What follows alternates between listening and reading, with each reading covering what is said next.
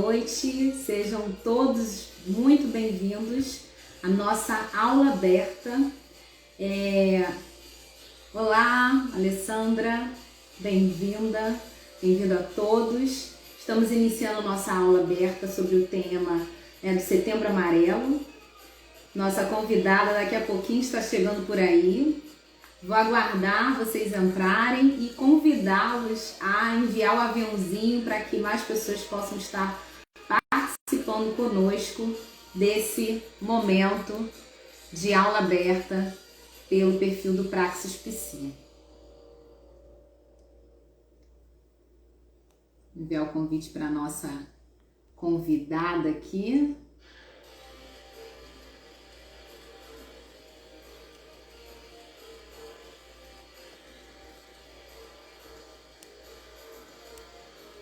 Bom, pessoal, é importante a gente trazer, antes do nosso início da aula aberta oficialmente, Setembro Amarelo, é uma campanha nacional de prevenção ao suicídio e essa campanha ela já acontece desde 2015.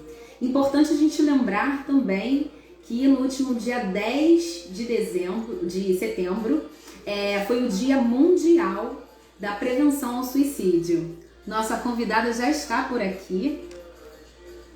Deixa eu enviar o convite dessa transmissão para a Roberta.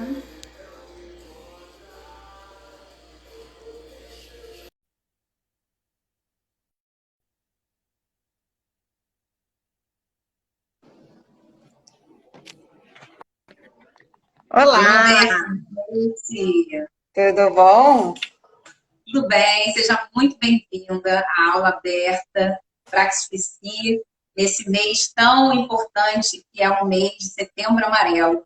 Mas antes de eu passar a fala para a Roberta, eu preciso apresentar um pouquinho do currículo dessa profissional tão competente, que estará hoje compartilhando conosco o seu conhecimento. Roberta Matassoli Flack é assistente social, primeira tenente do Corpo de Bombeiros Militar do Rio de Janeiro, é doutora em Ciências pelo Instituto Fernandes Figueiras Fiocruz, ela é mestre em Serviço Social pela PUC-Rio, ela é especialista em Informação e Gestão de Políticas Sociais e Seguridade Social pela UFRJ. Deixa eu ver o que mais aqui, gente, porque o currículo dela é extenso.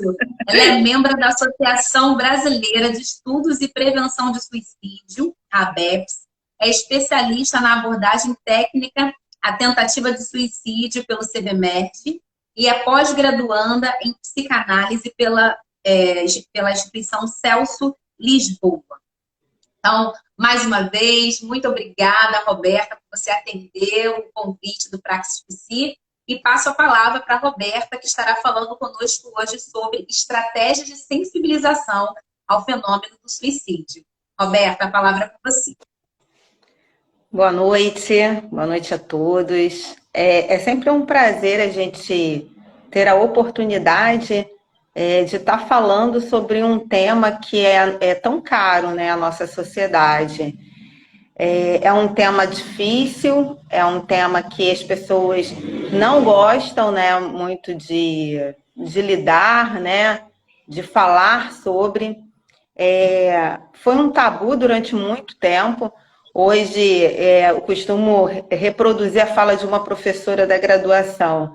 É um tema que nos foi permitido colocar o bode fedorento no centro da sala de estar. Então, não tem como mais a gente não falar sobre.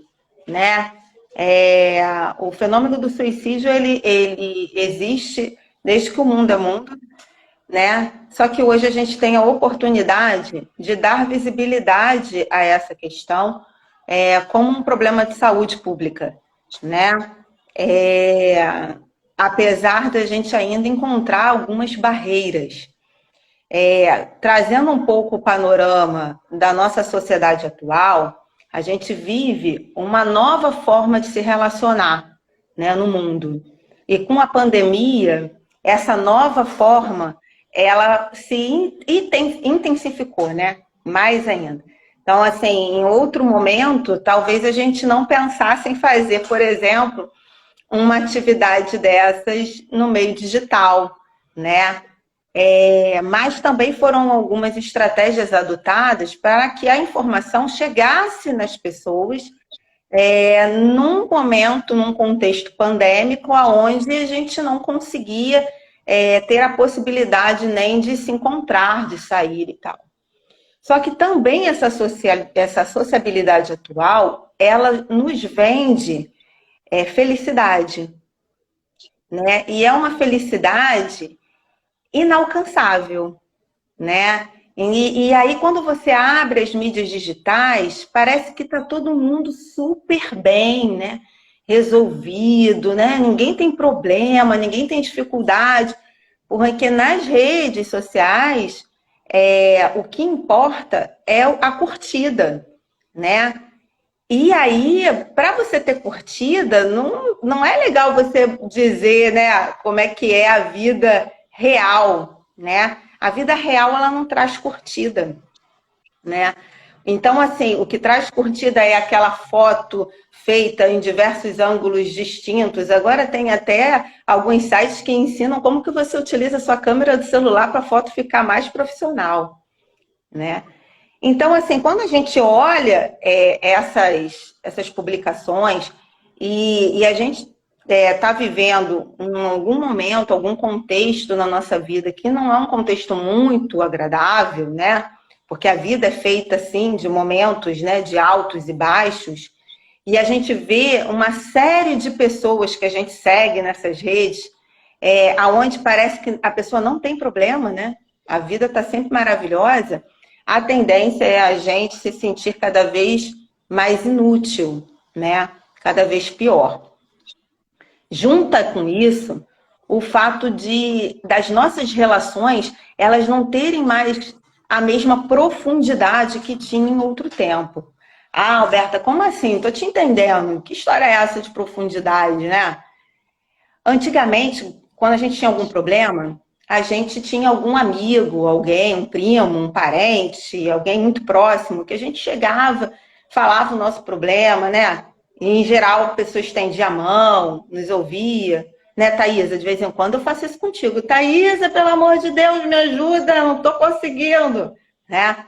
Mas, hoje em dia, as redes de relacionamento interpessoal, elas estão muito frágeis. O que é isso? Se eu tiver com um problema, eu posso ter 1000 seguidores, mas se eu colocar lá naquele meu, né, no meu direct, gente, não tô legal não, alguém pode me ajudar? Quantos dos meus 1000 seguidores vão levantar a mão e vão vir de verdade falar comigo? Quantos vão só especular para saber o que está acontecendo para virar uma fofoca? Quantos eu posso confiar de verdade?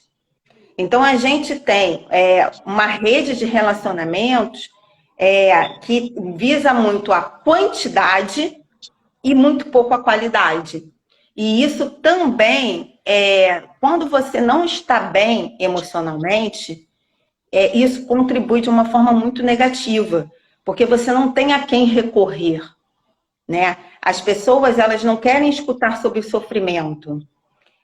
As pessoas, elas querem escutar sobre o dia feliz, a comida gostosa que o outro comeu, o restaurante bacana, a viagem para algum local fora do Brasil ou dentro do Brasil. As pessoas não querem escutar problema. E aí a gente começa a enfrentar uma série de situações difíceis de lidar. A gente ainda tem uma outra questão que é muito comum, né? Eu costumo brincar quando eu estou em palestras assim, fazer uma provocação, né? E aí, gente, existe diferença entre ouvir e escutar? Em geral, as pessoas, algumas dizem que sim, outras dizem que não, mas existe uma diferença. Hoje a gente vive uma sociedade onde a gente ouve muito, mas a gente escuta muito pouco. Pô, Roberta, tá de novo aí? Como assim? Tem nada a ver isso. Não, tem sim. Ouvir, uma pessoa que não tem problema auditivo, ela vai ouvir. Né? Agora, será que ela está me escutando de verdade? Quantas vezes a gente está em alguma reunião ou algum evento e aí a gente está ali porque a gente tem que estar, né? E aí a gente está preocupado com outras coisas, e então está rolando aquele evento ali e você está ali no WhatsApp respondendo outras coisas. Você está realmente escutando o que está sendo dito? Ou você está simplesmente ouvindo? Né? É aí que está a diferença entre você ouvir e escutar. Escutar demanda atenção. E aí, quando você dá atenção, aí você não pode virar as costas quando alguém diz, pô, não tá legal não, eu tô com um problema. E aí? O que eu faço com isso? Em geral, a solução mais rápida que as pessoas encontram, porque assim, é difícil, né? Como é que você vai... Você, de repente, se deparou com uma situação dessa, né? Você não faz a menor ideia do que você vai fazer. Aí alguém fala pra você, pô, não tô bem não. Né? Aí, pô, e de imediato as pessoas pensam, cara, então eu vou aqui, né, vou dar uma injeção de ânimo, né? Eu vou falar aqui que fulano, que ela conhece também, perdeu os 2 braços, as 2 pernas, mas está super feliz. Tá bem, resolvido, né? Seguindo a vida. Não é assim, gente. Uma pessoa que está com problema, ela ter a situação dela comparada com a de uma outra pessoa, não ajuda. Porque ela já não se sente bem, né? Ela já não tá legal, né? E aí, ela leva o problema dela e alguém diz que o problema do outro é muito pior do que o dela e ele se deu bem, né? Conseguiu uma solução, né? Então, na tentativa de ajudar, muitas vezes a gente piora a situação. Quando alguém fala que está sentindo algum adoecimento emocional, alguma dor emocional, a gente escuta e a gente ampara. Dor é dor. A gente não consegue comparar dor. Quando você vai no médico, e o médico precisa saber uma avaliação rápida de como que está o nível da sua dor, né? Pode ser uma fratura de braço. Eu posso ter me acidentado junto com a Thaisa. Aí eu quebrei o braço e a Thaisa também. Igual, tudo igual, mesmo ponto, tudo igual. Eu chego lá, o médico me pergunta, Roberta, me dá uma avaliação aí da sua dor. De 0 a 10, quanto que você mede a sua dor? Eu posso dizer 10 e a Thaisa, na mesma questão, na mesma situação, falar 5. Porque a percepção de dor é diferente de pessoa para pessoa. Isso porque cada pessoa tem uma história de vida, né? Tem uma trajetória que permitiu a ela lidar de uma forma melhor ou pior com determinadas situações que acontecem na vida. Eu costumo dizer que a gente carrega nas costas uma mochila cheia de ferramentas para a gente lidar com as nossas questões emocionais. Só que as minhas ferramentas podem ser completamente diferentes das ferramentas da Thaisa.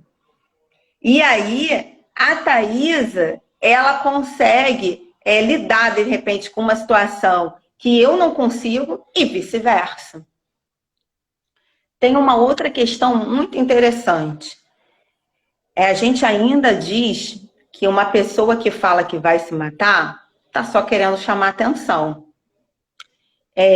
Eu costumo dar um exemplo, né? Fazer uma analogia. Imagina a pessoa que está em adoecimento emocional como alguém que está dentro de um labirinto e na frente dela tem um paredão. Aqui, assim, tá? A saída tá aqui, ó, do ladinho dela.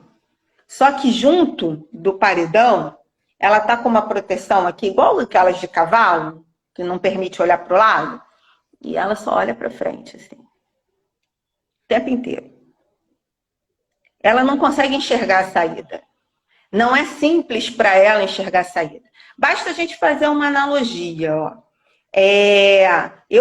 Quando a gente está com qualquer problema, né? Quantas e quantas vezes a gente passa uma noite em claro, tentando achar uma solução para aquele problema, e a gente não acha, e aí chega no dia seguinte, a gente encontra com algum amigo que olha para nossa cara, destruída de passar a noite inteira acordado, fala assim, pô, fulano, o que está acontecendo? Que tá com essa cara? E você fala, pô, tô com um problemaço, tô passando por isso, por isso, por isso. E em 10 segundos, teu amigo te dá uma solução que tu passou a noite inteira pensando e você não encontrou.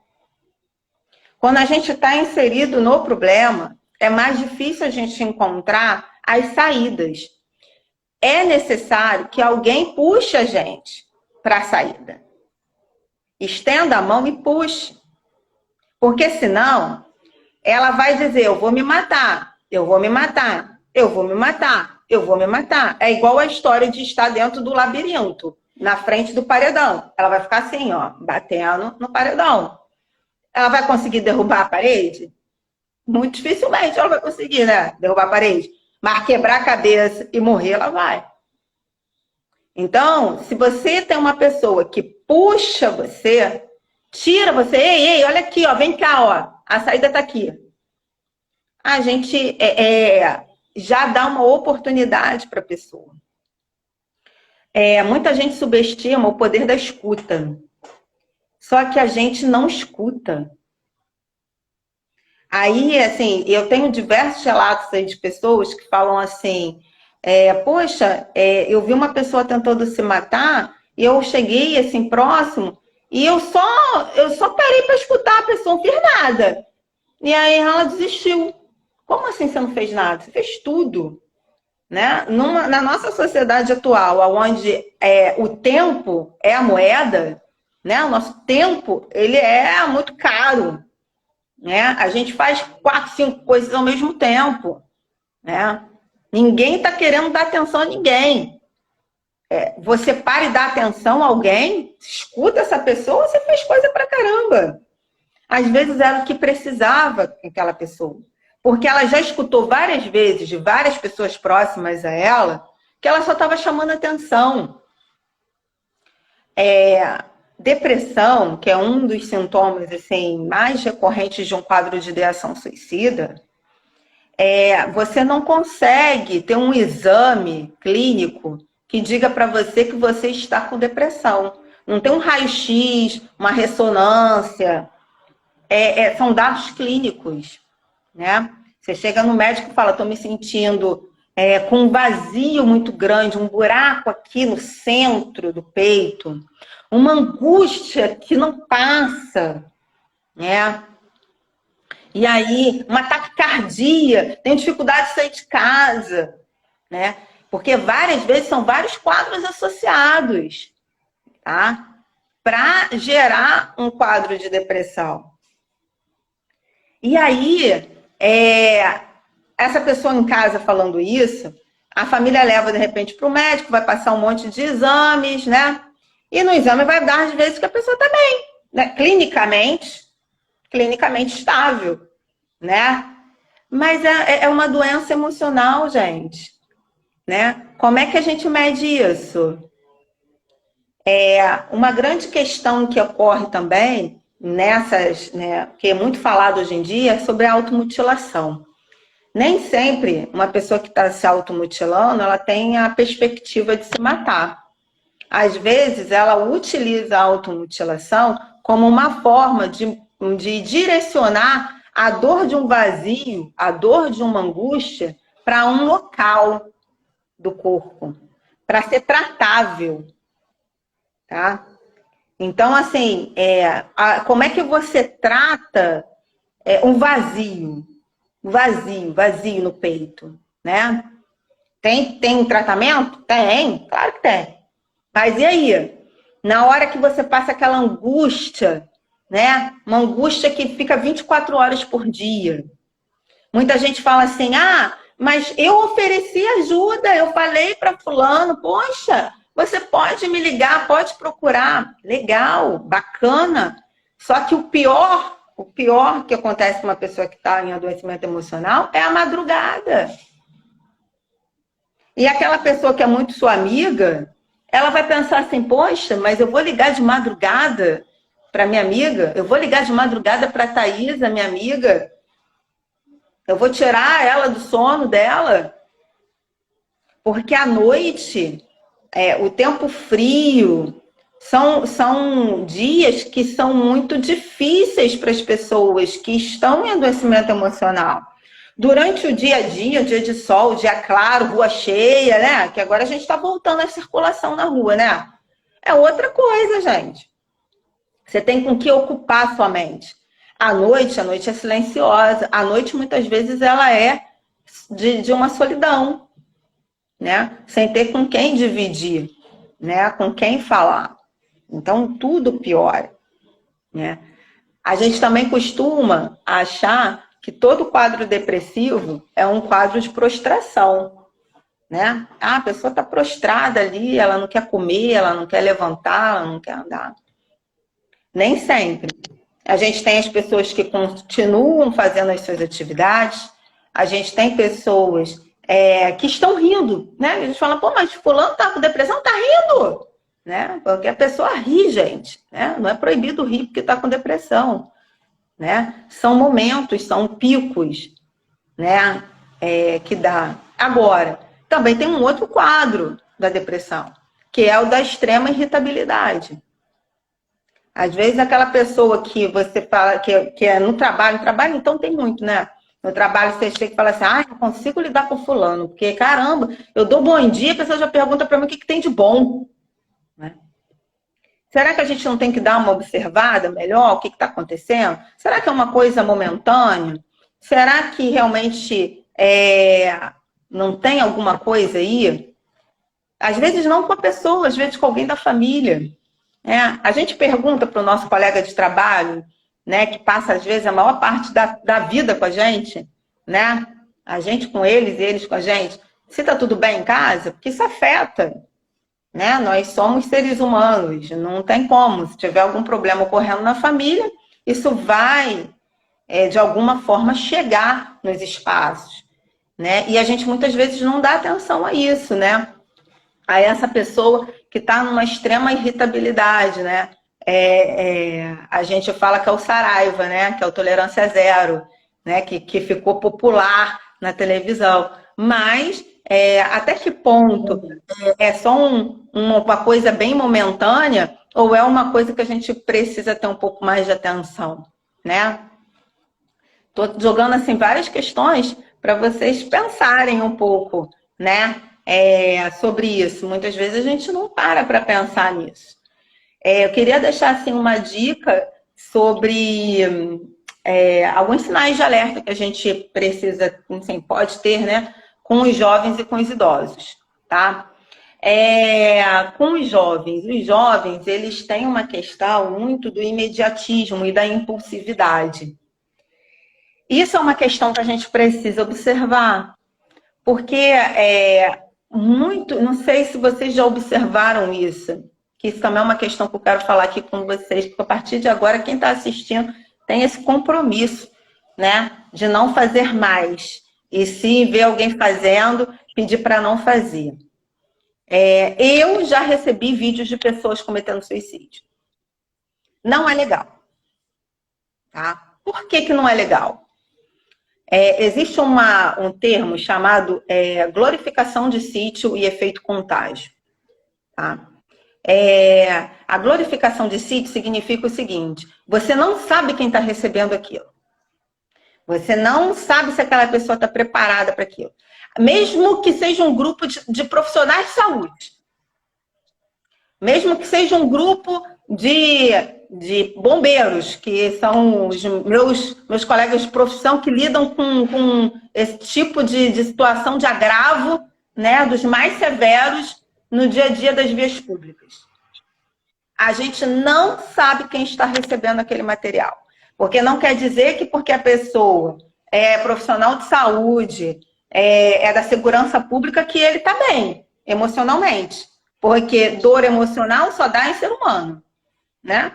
Então, não vai dar no poste. Então, pode ser que aquela pessoa que esteja recebendo aquele material, ela não esteja bem. E aí, a gente indica para a pessoa aonde ela vai. Quem lida muito com esse tipo de tema e profissionalmente sabe quais são os pontos bem críticos no Rio de Janeiro, né? Mas assim, tem outras pessoas que não sabem, a gente não precisa dizer para elas que ela pode ir no local tal, no local X, no Y, Z, né? Por quê? Porque a gente, quando mostra o vídeo, para uma pessoa que já está pensando, que está com tudo planejado, às vezes ela não sabe como ela vai fazer, ou em que local ela vai fazer, pronto, você já deu a dica. Né? E aí a gente promove o efeito contágio. Né? É a glorificação de sítio, eu indico qual é o local, o sítio é o local, né? Qual é o local que ela pode ir. E o efeito contágio ali passa a ser um ponto de contágio. Ou seja, as pessoas sabem que ali é o ponto e aí prolifera, né? E ali parece que vai, né, dar uma... vai igual uma rede, né? É o mesmo efeito que dá quando você, por exemplo, para os jovens, né, com essa questão da impulsividade, do imediatismo, da falta de maturidade emocional para lidar com as coisas, tá? Eles seguem determinado artista e esse artista, ele faz uma tentativa de suicídio, isso vem a público e aí, por espelho, né? Esses jovens começam a achar que, pô, realmente, se o meu ídolo fez, né? Isso também promove um efeito contágio, tá? Uma outra coisa, gente, uma dica, tá? Acompanhem a vida dos filhos de vocês, né? Quem tiver aqui filhos adolescentes, crianças, automutilação, por exemplo, já que a gente entrou nesse assunto, sempre existiu, tá? Eu, quando era adolescente, eu tinha colegas na escola que faziam automutilação, né? Só que as coisas não eram tão divulgadas como é hoje e a gente não tinha uma abertura nem para pedir ajuda direito, né? Não sabia, a gente tentava resolver entre a gente. Os adolescentes hoje também estão tentando resolver entre eles, porque a gente ainda tem adultos que acham que é frescura, é besteira, é falta de Deus, tá? E aí eles também estão tentando se resolver. E junto com isso, eles criam grupos, gente. Grupo de Facebook, grupo de WhatsApp, de pertença.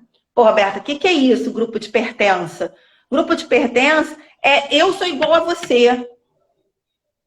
O seu pai, o seu irmão, o seu tio, a professora da escola não sabe o que você está sentindo. Eu sei, porque eu tenho a mesma dor. Então, acompanhem.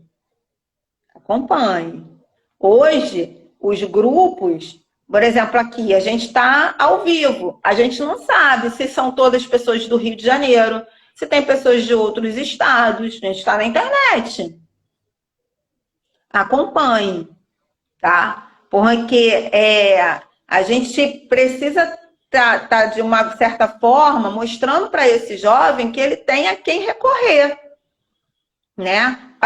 Que um amigo, ele que está passando pela mesma situação, ele está passando pela mesma situação, está necessitando de ajuda tanto quanto o outro adolescente, tá? Porque senão eles vão tentar se resolver entre eles. E aí, se a gente não dá escuta, né? Alguém dá. Né? Aonde o espaço não está sendo usado, alguém vai usar esse espaço. Tá? Outra coisa, vamos aprender a dizer não, né? Os nossos jovens não receberam não, muito, né? E aí, o que acontece? Na primeira situação, problema... eles não sabem lidar com aquilo. E aí a gente, que às vezes teve uma outra formação, né, uma outra educação, né, às vezes até uma educação bastante rígida, né, a gente quer cobrar desse jovem que ele tem um amadurecimento emocional. Lembra lá das ferramentas que eu falei lá no início? Que ele não tem como ter. Ele não pegou a ferramenta lá atrás, não foi dado para ele essa ferramenta. Não escutei. Ele não foi preparado para isso, né? Não foi preparado para isso, Thaisa. E a gente quer cobrar por uma coisa que a gente não forneceu. É a mesma coisa que você vai fazer uma prova de um conteúdo que o professor não deu. O professor chega na sala de aula e fala assim, então, mas hoje é prova. Ué, mas o quê? Do módulo 3. Mas o módulo 3 a gente não ia ter agora, não interessa. Eu quero que você tenha aula agora. Faz a prova aí do módulo 3. Né? É isso que a gente faz com os nossos jovens. A gente quer cobrar deles que eles tenham a mesma postura e de enfrentamento diante das situações na vida que a gente tem sem a gente dar. E como é que a gente dá condições a eles, né? A gente dá essa condição quando a gente mostra para eles que, pô, toda coisa tem uma consequência, toda escolha tem uma consequência, né? Então, assim, vamos mostrar para eles, né? O sim, gente, para tudo não é protetivo, nunca foi. Alguém vai dizer não para esse jovem. E quem for dizer não, né, não vai dizer o não com carinho de um responsável. Né? A vida, quando ela diz o não, não é suave, não. A gente sabe que não é, né? E aí eles não sabem lidar com o mínimo de situação, né? Porque é isso, a gente não deu um instrumento para eles para isso, né? Uma outra dica, gente, sobre os idosos. Ô, Thaisa, você me controla, hein? Eu falo demais. Pode falar mais um pouquinho. Sobre os idosos. Os idosos, eles têm, né, maior propensão aí de desenvolver um quadro de depressão e de ideação suicida, porque eles têm uma outra mudança, né, de vida, né? Imagina que um idoso que era super ativo, né? Ele, de repente, ele passa a não poder mais fazer as atividades que ele normalmente fazia, né? Ele passa, de repente, a ficar dependente de algum filho, de algum cuidador. Ele passa a se sentir, muitas vezes, um inútil, né? Soma com isso uma outra coisa. Ele começa a perder os amigos. A sensação que ele tem é de que está todo mundo indo e ele vai ser a próxima pessoa. Então, a gente precisa ter um pouco mais de cuidado, né, com esse olhar, para entender determinados quadros que a gente vê que se apresentam, tá? O jovem, ele tem a impulsividade contra, né? E o idoso, ele já tem todo esse histórico, né? De se sentir um estorvo, de se sentir humilhado, de ver os seus amigos indo embora, ver os seus familiares indo embora, né? Morrendo. E isso traz a morte muito para próximo. Quando eu falei da glorificação de sítio do efeito contágio, foi porque eu estava me referindo aos vídeos, né? Mas vamos lá, que eu esqueci de fazer o link. Nesses vídeos que muitas vezes chegam para a gente de suicídio, alguns deles a gente observa que às vezes a pessoa que tentou o suicídio, que conseguiu, né, levou a cabo o suicídio, o tentante, ele às vezes desiste, mas ele não consegue evitar. Se for, por exemplo, uma queda de uma altura muito grande, às vezes a gente vê nesses vídeos a pessoa tentando retornar, pegar na sacada do prédio, né? E aí ela não consegue, né? Não tem como fazer isso. Por quê? O ato, muitas vezes, do suicídio é um ato de impulsividade. Alguns tentantes que não conseguem levar a cabo a tentativa de suicídio, quando você para conversar, alguns falam isso, não sabe por quê, foi uma coisa de momento, né? É uma instabilidade muito grande, né? Então a gente precisa ter realmente esse cuidado e essa atenção, tá? Alguns sinais que a gente precisa observar, gente, vamos lá. Outra coisa que é um mito que a gente escuta pra caramba. Mas fulano tava benzão, né? Saiu para tomar uma serva comigo ali, um happy hour, à noite, não entendi nada. De manhã o cara, pô, tinha se matado. Como assim, cara? Não deu um sinal. Ô, cara pálido. Deu sinal sim. Mas será que a gente percebe os sinais? Né? Por N questões, tá? Porque a vida é agitada, porque a gente para de encontrar com as pessoas, né? Porque a gente só pergunta pelo WhatsApp, e aí, tá tudo bem? E aí o WhatsApp, né? Não tem emoticon que mostre a verdade na escrita, né? Não? A pessoa vai dizer, tô bem zaça, tá chorando, mas tá dizendo que tá bem zaça. Ali no WhatsApp, né? Na mensagem de texto, né? Então, assim, a pessoa dá sinais. Tem mudança de comportamento, muda a rotina, para de fazer as coisas, fica mais introspectivo, ganha muito peso, perde muito peso, sem motivo aparente, né? Começa a ter um monte de quadros somatizados, né? Insônia. A insônia é uma coisa interessante, né? A insônia, ela tanto contribui para a pessoa ganhar peso, quanto para a pessoa perder peso. Sem motivo aparente. Você fala, pô, tu tá fazendo alguma coisa, cara, para tu ganhar esse peso, para perder? Não, pô, só tô dormindo mal pra caramba, cara, não consigo. Parece que eu acordo, passou um trator em cima, mas pô, por quê? O que será que tá acontecendo contigo, né? Tá passando por alguma situação, né? Ninguém vira num quadro de depressão de um dia para o outro, né? Quando chega na depressão, passou por outros estágios, tantos, né? Que a gente muitas vezes não dá atenção aos sinais. O nosso corpo, ele é uma máquina que dá sinais constantes que as coisas não estão legais. Até que quando a gente resolve não escutar mesmo, ele fala assim, quer ver você me escutar? Vai me escutar. Ele vai te travar em alguma coisa, ele vai te travar. Porque não suporta a carga emocional que é jogada em cima dele, né? Não é besteira pedir ajuda, não é bobeira, não é falta de Deus. Se fosse falta de Deus, coitado do padre Marcelo Rossi, né? Que é um grande exemplo de cara que venceu aí, ou tá vencendo, né? Um quadro de depressão, bem dito, né? E que a gente viu um padre que tinha um corpo, né? Ficar, ó, magrinho, magrinho, e agora voltando de novo, né? Então a gente tem que parar de fazer essas comparações, gente. A gente ajuda mais só escutando, só escuta. Não sei o que fazer, escuta, né? E uma escuta qualificada, não é, Roberta? Porque isso é importante. Exato.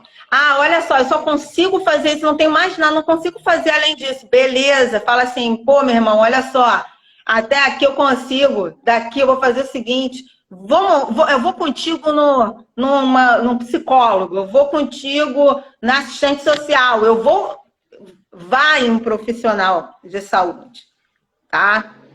Leve a situação para um profissional que vai saber conduzir isso.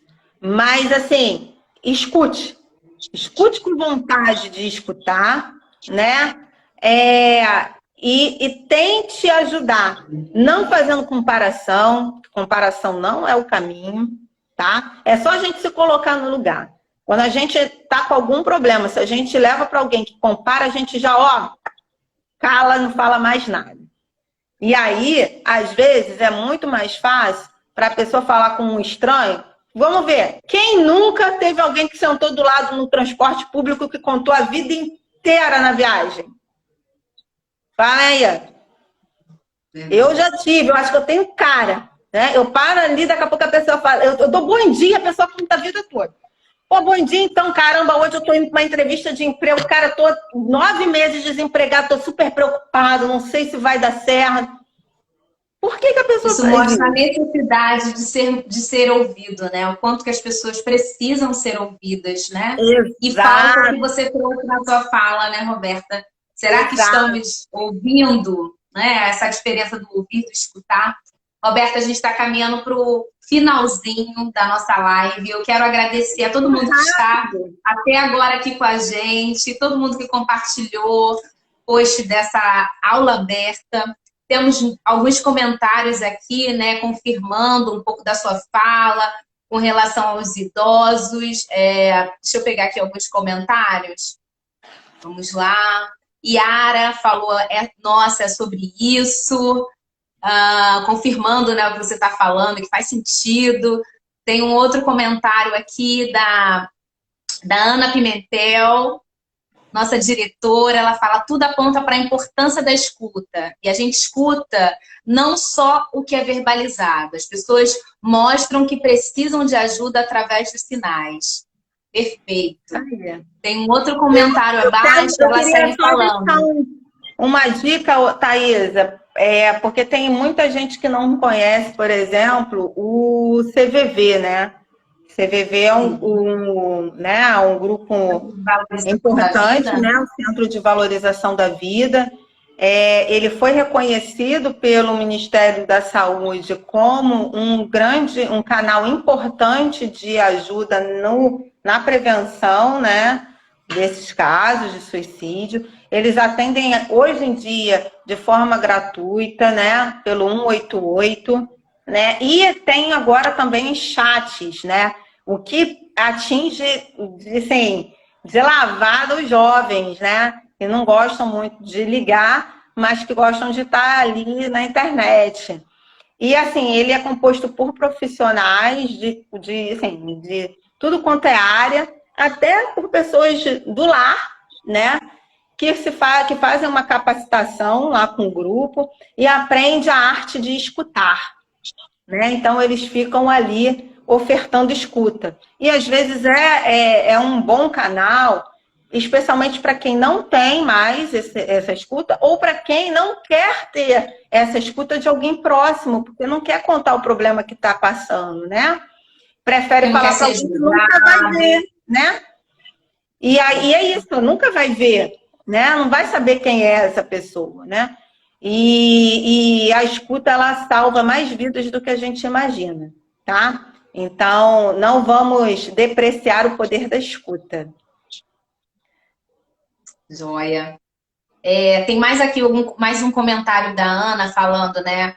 Assim, ela diz assim, em geral, quando alguém está em sofrimento, em angústia, com ideação suicida, as pessoas querem dar um sentido, rotular de loucura, poucos se prontificam em ouvir. Mais uma fala aí, corroborando com essa questão da importância de ouvir. Gente, então, como a gente está caminhando para o final, eu quero abrir aqui para as perguntas. Se você tiver alguma pergunta para a Roberta sobre os tópicos que foram trabalhados até agora, se tiver alguma outra questão relacionada a esse tema, você pode enviar aqui na nossa caixinha de pergunta, que a gente vai estar passando para a Roberta estar respondendo.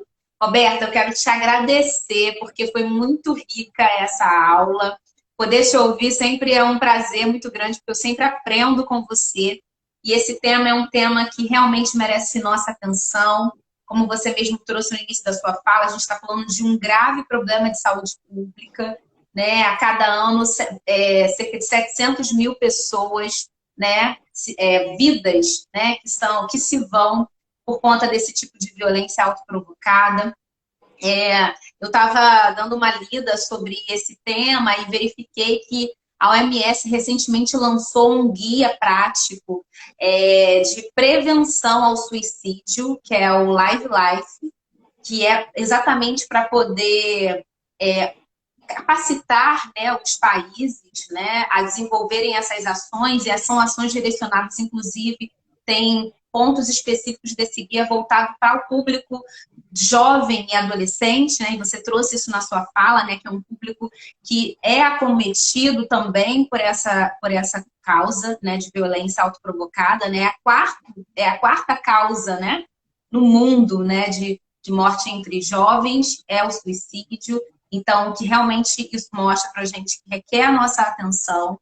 Nós não estamos falando realmente, não é um problema, não é uma questão simples, não é uma falta de Deus, mas a gente precisa realmente, quando você fala, né, nessa coisa de estarmos atentos aos sinais, né, de pessoas que estão próximas a nós, quando você fala, né, dessa importância de ter esse olhar também para os idosos que também são acometidos por essa violência. e você trouxe algumas reflexões muito importantes, né, com essa questão, né, de estar na terceira idade e as perdas e o quanto que isso traz impactos, né, para a saúde emocional das pessoas idosas, né? Então, é algo para a gente refletir. Queria também, deixa eu ver aqui, se tem mais algum comentário. Tem pessoas aqui parabenizando, né? Deixando aqui os parabéns. Tem aqui um outro comentário da Yara Vitória, né?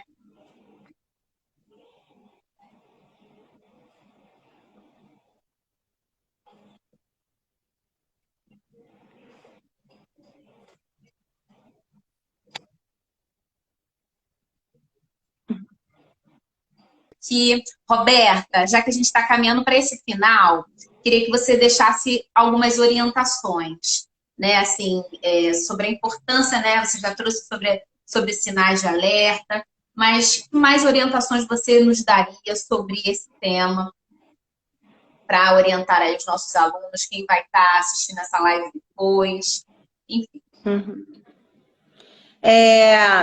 Então, assim, uma coisa que eu lembrei aqui enquanto você estava falando, Thaís, é que assim, é um tema que se a gente for deixar, a gente fala o dia inteiro, né? Mas, assim, as pessoas associam uma pessoa com ideação suicida como aquela que vai escrever, de repente, um bilhetinho e vai deixar lá um bilhete, né? Suicida. E nem sempre acontece dessa forma. O movimento não é uma desistência da vida também, sabe? O fato da pessoa tentar o suicídio não quer dizer que ela não queira viver. Ela só quer acabar com a dor. Mas é uma tentativa de acabar com a dor. E aí, se acabar com a dor significa tirar a própria vida, ela organiza o fim dessa vida. E aí, como que ela faz isso?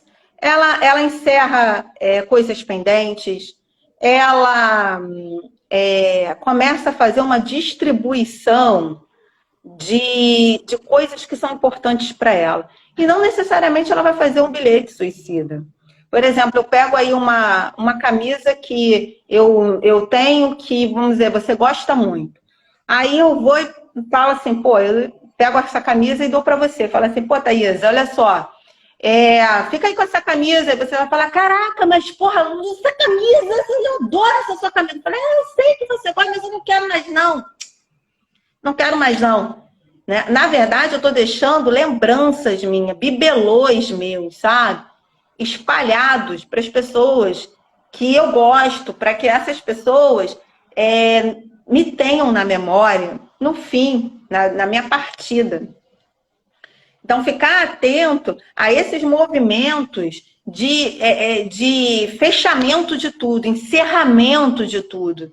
Isso é importante a gente observar, porque isso demanda um tempo, né? Por exemplo, no idoso, o idoso estava muito bem, de repente ele começa a ficar meio estranho, mais introspectivo e resolve, por exemplo, que ele vai fazer o inventário das coisas, vai fechar isso, vai fechar aquilo, não quero mais essa conta X, ou, né?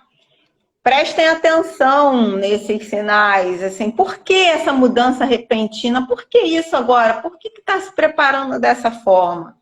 Né? O que mudou, né? De repente, né? Então, ficar alerta a essas questões, a essas mudanças, né? A esses quadros, assim, de montanha-russa emocional, né? No mesmo momento, a pessoa está feliz, nos 5 minutos depois ela está chorando, 10 minutos depois ela está no tiro, porrada e bomba. Caramba, o que está acontecendo, né? Que está nessa evolução aí, né? Emocional tão intensa, né? Ficar alerta a essas coisas, né? Uma pessoa que reclama muito de angústia. Quadro de angústia, ela, em geral, ansiedade, angústia, ela abre um quadro de depressão, se não tratado, né? A pessoa que está super acelerada, né? Faz, assim, sei lá, 6 horas direto de atividade física. Oh, caraca, 6 horas direto, é profissional, né? só é atleta profissional? Não, não é, faz porque gosta. Então, né, por que tem essa necessidade tão grande de tantas horas assim? O que a gente está compensando? Pensem bem, gente. Todo exagero tem uma compensação de algo. Algo me falta e eu compenso. Como? Né? Alguns vão compensar bebendo, outros vão compensar fazendo atividade física extrema, enfim, alguém vai comendo, né? Às vezes é comendo. Não consigo parar de comer, mastigo o dia inteiro. Por quê? Né? Coisas que a gente precisa começar a se perguntar. Por quê? Né? Por que eu estou tão nesse extremo? Por que tanto exagero? Né? Para começar a identificar os sintomas, o objetivo de palestras assim é a gente identificar os sintomas antes de chegar ao quadro de depressão, de ideação suicida. A ideia é essa. Né? A ideia é que a gente consiga identificar os sinais no início. Porque depois que já está lá o problema instaurado, é muito mais difícil para todo mundo. Gente, não tem uma pessoa que esteja em adoecimento emocional e que a família não adoeça junto. Não existe. Tá? Uma outra questão, vou falar muito rápido, porque eu acho que acabou mesmo, né? No fim do fim do fim. Temos aí 9 minutos. Tem, ainda não dá para falar, fiquei até mais tranquilo. Existe um termo chamado sobreviventes do suicídio. Sobreviventes do suicídio, como parece a palavra, não são as pessoas que tentaram o suicídio e sobreviveram. Sobreviventes do suicídio são quem fica. Tá? Como assim, Roberta, quem fica? Eu tenho uma história de perda de uma pessoa muito próxima a mim por suicídio. Tá? O fato de eu ter tido essa perda ressignificou a minha vida em vários aspectos. Inclusive, estou eu hoje aqui, né, lidando com a temática em função disso, né, dessa questão. Né? Existem coisas na vida que a gente não procura, elas caem em cima da gente, né? Então, eu fui, assim, absorvida por esse fenômeno. Então, assim, eu sou uma sobrevivente do suicídio. O que isso quer dizer? Que se eu não ficar atenta, a tendência da pessoa, da família muito próxima, que tem a perda de alguém por suicídio, a probabilidade dessa família adoecer e dela ela fazer também, dela cometer também um suicídio, ele é grande se eu não tiver uma assistência, se eu não tiver como olhar para isso. Porque a família se sente culpada. Em geral, abre um quadro de culpa. Por mais que a família tenha feito. Tenha acolhido, né? Tenha participado, né? Sempre tem. A gente sempre, no final das contas, fica com um monte de pontos de interrogação sem resposta, dizendo assim, e aí, aonde eu errei? Né? Que a gente puxa a responsabilidade para si. Ui, onde eu errei? Né? Só que no suicídio... O que eu poderia ter feito para evitar? O que eu poderia ter feito para evitar? Só que também no suicídio, a escolha é individual. A pessoa escolhe isso. É difícil a gente aceitar isso. Ainda que ela esteja doente, ainda que ela esteja em acompanhamento, ainda que ela esteja em tratamento, né? Isso eu escutei uma vez de um suicidólogo, quase que não sai. E aí ele falou para mim assim, lembre-se que quando a pessoa comete suicídio por arma de fogo, não foi você que puxou o gatilho, foi ela que puxou. Porque a gente tem a tendência a se culpar, sim. Né? Isso é normal do ser humano. Tá? E aí, assim, o que a gente pode fazer para tentar evitar? Estar mais atento. Né? Hoje, as informações que eu passo para vocês, eu não tinha. Né? Então, o que me motiva é passar a informação para que as pessoas tenham um conhecimento que me faltava lá atrás. Ah, será que você poderia ter evitado? É aquele monte de pontos de interrogação sem resposta, não sei. Mas o que eu posso fazer daqui para frente? Porque o passado eu não mudo.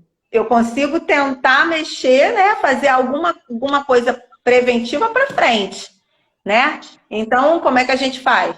Informando as pessoas, orientando as pessoas, né? Falando sobre um tema que muitas vezes era jogado para baixo do tapete, né?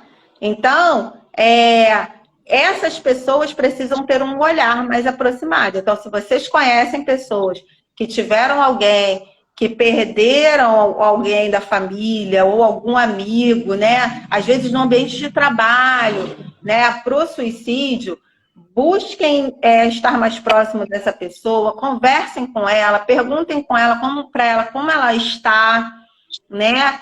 Se ela precisa de uma ajuda, e se ela falar assim, pô, olha, não tá legal não, eu vou falar assim, um termo que a gente usa aqui no militarismo, né? Tô cabeçudão, né?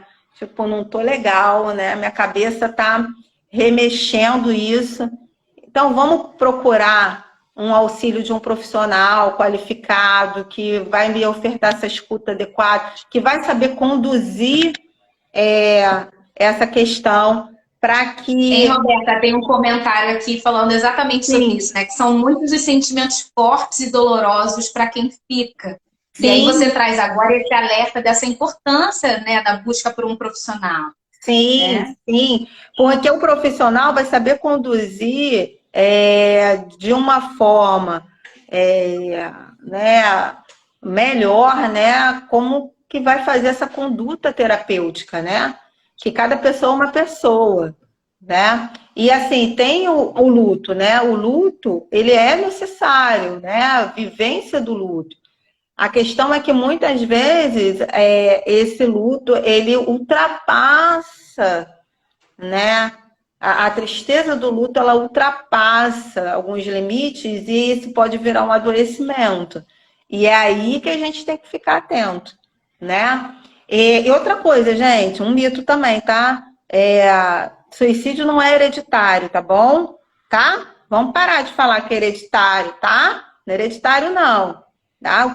O que acontece é que a gente vive numa cultura onde a gente reproduz prática, né?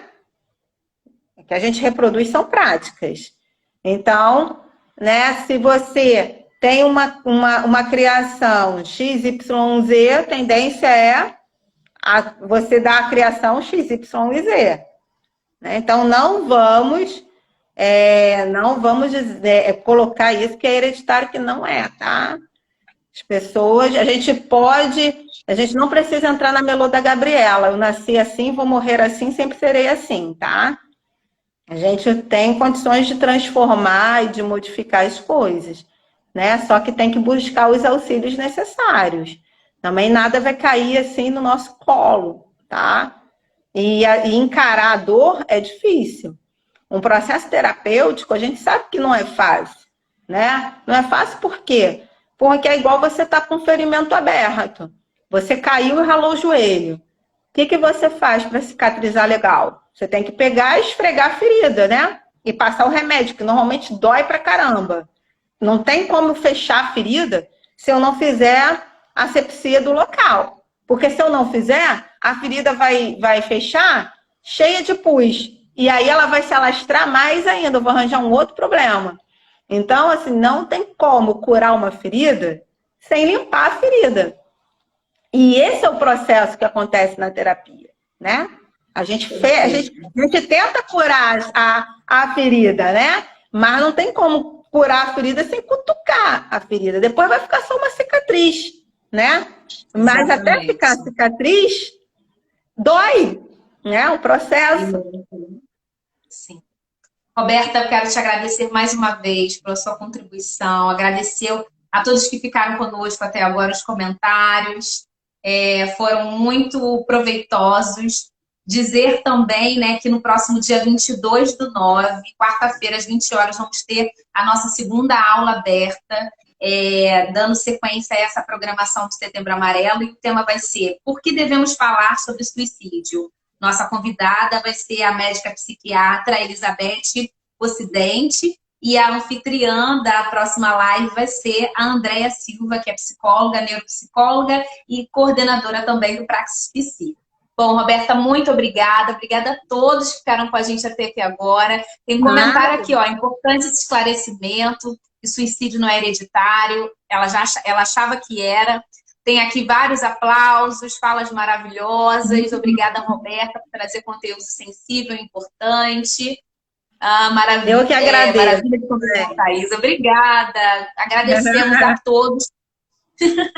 Quero agradecer que eu vi que entraram algumas pessoas que são assim, meus conhecidos, eu vi algumas entradas aqui enquanto eu falava.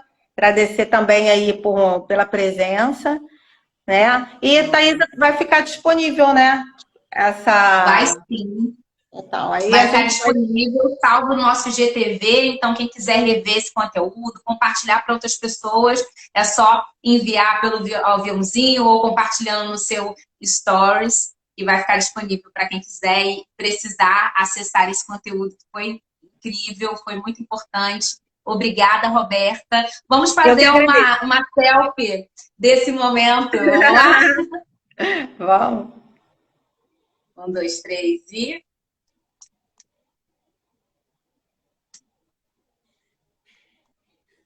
Oi. Obrigada, Roberta. Tchau, tchau, pessoal. Até a próxima. Tchau, gente. Obrigada aí. Beijo. Se cuidem.